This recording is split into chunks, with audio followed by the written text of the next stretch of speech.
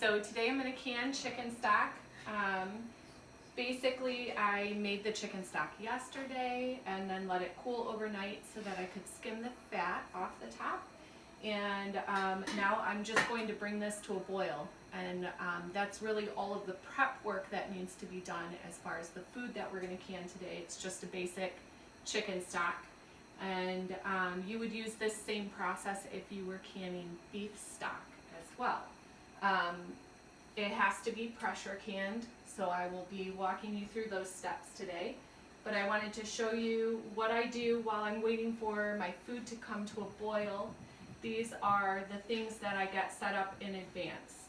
I've washed my jars and my lids and rings. I've got that in water, and I'll heat that up right before I start the canning process. And then I have my jar gripper, a funnel, a ladle, another spoon in case I need to scoop out to make sure that I have the right level. And I like to keep everything in a bowl like this just to keep it in a more sterile environment than just laying it on the counter, and it just keeps things neater and cleaner to keep it in a bowl.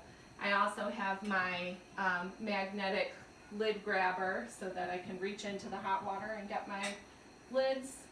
And then this is dual purposed.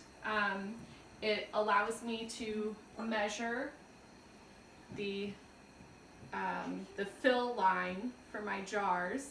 So with stock, you need to have it filled with an inch of headspace is what we call it. So I can use this to measure that, but you also remove air bubbles with this as well. And I'll talk about more of that when we get to the actual process. So pressure canning is quite a bit different than water bath canning.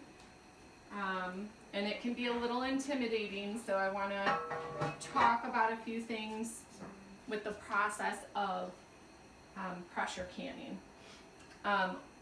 One of the big tips that I often forget to do myself is to make sure that this little notch right here is facing you, because that's where you're going to line up your lid and be able to see your gauge. So if you forget to do that and you put your jars in and your pressure canner is facing the wrong way, it's just an inconvenience. So you want to make sure that this notch is facing outwards so that your gauge is visible to you. So this is your gauge here, and it will tell you the temperature that your pressure canner is reaching. And of course, the reason we pressure can is because it reaches a higher temperature than the water bath canner, which can only get to the temperature of boiling. Because your contents will be under pressure, they will reach a higher temperature. So I have an all-American canner, and it comes with 2 of these bases. So we only need 1 today because we're going to be canning in quarts. It can can 7 quarts in 1 batch, and if we were canning in pints, we could do 18. You can stack them. So that's actually really exciting to be able to do 18 pints all in 1 batch. One of the difference with pressure canning, and you can probably see there's some change in coloration here. With pressure canning, we don't have to submerge the jars fully. So we're only going to fill to about 3 inches, and that's once the jars are in here, you need water to come to about the 3-inch line. So I'm going to put this back in my canner so I don't forget to do that. So one other thing that I want to talk about, and we'll probably go over this again when I'm actually in the process of canning, is you have these here that are going to tighten down your lid. And So I think people look at this and they find this really intimidating and kind of scary looking, but this is all the safety precautions that are taken in making sure that your lid is secured and you're not going to have like a dangerous situation in your kitchen. One thing to take caution with is if these are hanging down and you've got hot contents right close by, you can actually burn these, or the plastic can start melting. So just a word of caution about that. Sometimes I set my pressure canner off to the side while I'm filling my jars and then bring it onto the stove depending on what I'm canning, but I've got enough space here today that I'm not too particularly worried about that in this situation. And one final thing, this little guy is actually quite heavy, and this will go on here and will give us our pound pressure. So you'll see that there are numbers on here, 10, 15, and 5. Everything I've ever pressure canned, I use 10 pounds of pressure, and so that simply means that we're using the whole labeled 10 to put on here at the point that we're ready to bring this up to pressure. So there are a couple of steps to pressure canning, and that makes it quite a bit different than water bath canning, where you just fill your jars, put them in boiling water, and then you process them for the right amount of time. Here we have a process where we're going to fill our jars, secure the lid, and then we're going to turn the temperature or the heat source on and wait for this to start venting. So we have a venting process that we need to get through first, and we'll watch for this to vent for 10 straight minutes, and I'll show you guys the point where it's venting. But you allow it to vent for 10 minutes. Then we'll put on our pressure gauge, and then we're going to wait for this little rattle noise. And once we have consistent rattling, then we start our time for the actual processing. So we have the venting stage, the actual processing stage, and then we also have to wait for the pressure canner to come down from pressure before we can open the lid and remove our contents. So those are all really important steps that make pressure canning a little longer, but it's not hands-on during that time. It's just a wait time before you can actually get to your contents here. And I'll go through all of that as we actually do the procedure.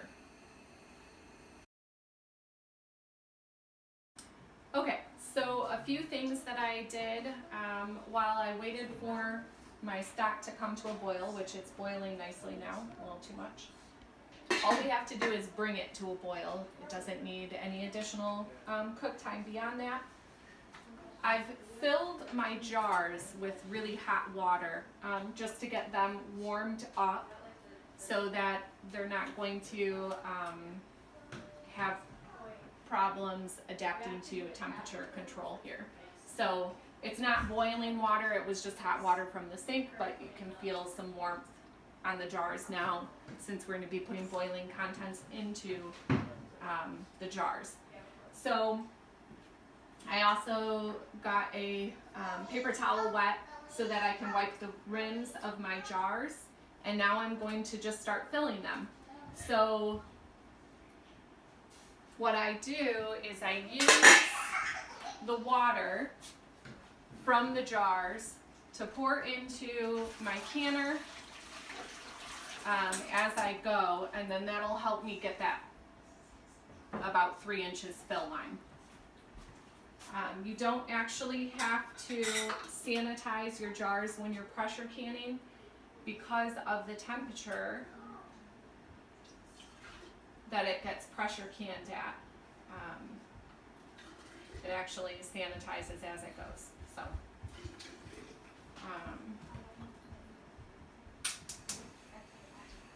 So I'm going to fill these, leaving 1 inch headspace.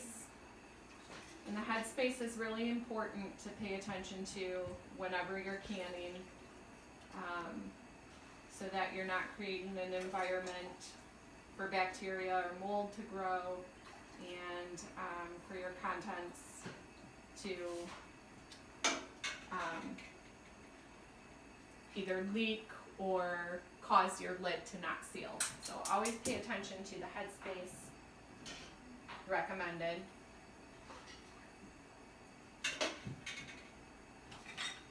And so I'm going to check my headspace here, and I'm right there at the inch. You kind of learn where your mark is the more you can.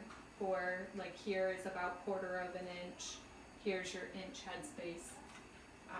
So I can eyeball it pretty good these days.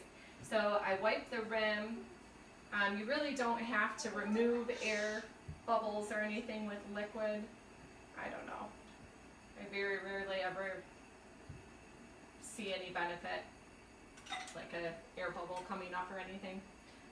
So you wipe your rims, and then you're going to put your lid on. I'm using ball lids today, and they do say that you don't need to heat them anymore. I do, because that's how I've always done it. So now we're just going to set our jars in here and continue that process. I have a couple of extra jars here because I'm not sure exactly how much stock I have, so I might end up with 1/2 pint, and I'd rather can it than put it in the fridge right now. So I have a variety of sizes so that I can make sure that none of my stock goes to waste here.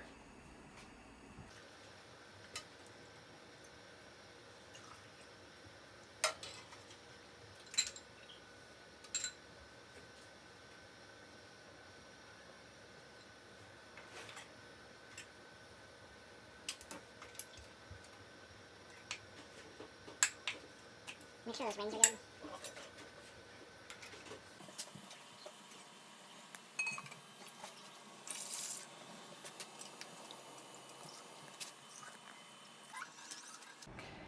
Okay, so I have gotten all of my stock in the jars, and I ended up having 1/2 pint, or a pint rather than a full quart. Because we're processing at the time for quarts, it's okay to have the pint in there, but we wouldn't be able to reverse it if these were all pints with 1 quart, because quarts need to process longer. So now we're going to get the lid on. Oh, and I just wanted to note that I've got my water up to about the 3-inch point.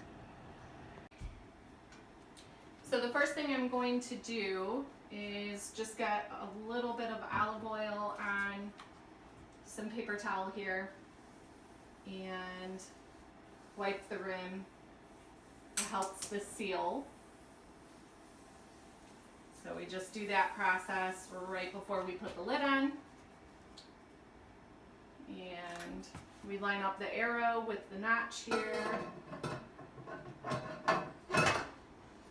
And then twist so that we can bring up our knobs. And so there's a couple of things to note during this process.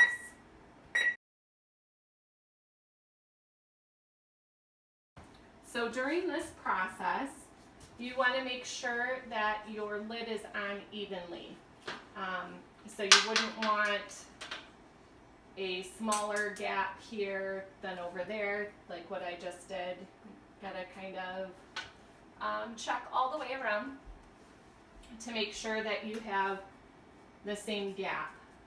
And then what you do is you're going to tighten your knobs parallel to each other.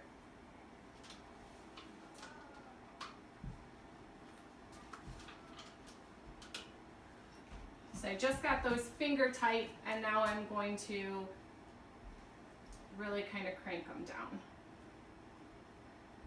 This just makes sure that the lid is secured evenly on. Okay, so now those aren't really budging much at all. And now I'm going to turn my temperature on to full blast, and we are waiting for the vent to just start giving us a steady stream. Okay, so if you hopefully can see this, we have a steady stream here of steam, and this is the venting process. So now I'm going to set a timer for 10 minutes and just let this steam for 10 minutes. One other thing that I want to point to is our little arrow on the gauge here is indicating that we're at 212 degrees. So we're boiling inside here right now, and until we close this off, we will not reach a pressure point until that's done. So I'm setting my timer for 10 minutes, and then we'll be back.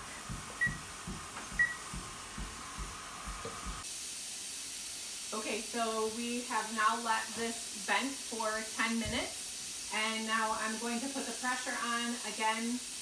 This requires 10 pounds of pressure for my elevation. If you're in a different elevation, then the pressure would be different, but for our elevation here, we do 10 pounds. Okay, and that's all. I always wear a hot mitt. If you're risky, you could try it without one, but I'm cautious. So now we're going to wait for this to start rattling. And one other thing that I want to point out is this is already starting to reach a higher temp than the 212. So it was already starting to build some pressure in there as it was venting, but we're going to see this get even higher. It's at about 220 right now. So,